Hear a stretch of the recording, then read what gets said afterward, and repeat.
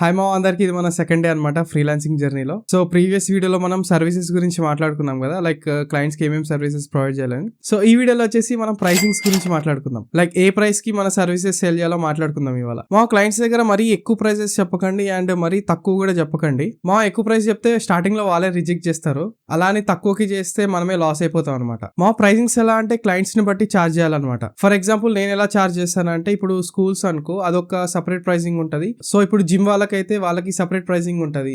Are ఇప్పుడు మన client వచ్చేసరికి రియల్ ఎస్టేట్ అనుకో, సో వాళ్ళకి డిఫరెంట్ ప్రైసింగ్ ఉంటుంది. సో క్లయింట్ ని బట్టి మనం ఛార్జ్ చేయాలన్నమాట ప్రైసింగ్ అనేది. నేనైతే క్లయింట్స్ కి 2 ప్యాకేజెస్ రికమెండ్ చేస్తాను అనమాట, లైక్ 2 కానీ 3 కానీ. సో ఈ ప్యాకేజెస్ లో ఏంటంటే లైక్ లిమిటెడ్ ఉంటాయి అనమాట. ఇప్పుడు ఎక్కువ ప్యాకేజ్కి వెళ్తే ఎక్కువ poster designs and video editings ఉంటాయి. లైక్ బేసిక్ ప్యాకేజ్ అయితే మనకి తక్కువ డిజైన్స్ ఉంటాయి. సో అట్లాగా నేను 2-3 ప్యాకేజెస్ రికమెండ్ చేస్తాను అనమాట క్లయింట్స్ కి, సో దట్ వాళ్ళకి ఏ సూటబుల్ వాళ్ళు అది సెలెక్ట్ చేసుకుంటారు అనమాట. మా నెక్స్ట్ వీడియోలో వచ్చేసరికి మనం ఏ క్లయింట్ ని టార్గెట్ చేయాలని మాట్లాడుకుందాం. So until then keep designing.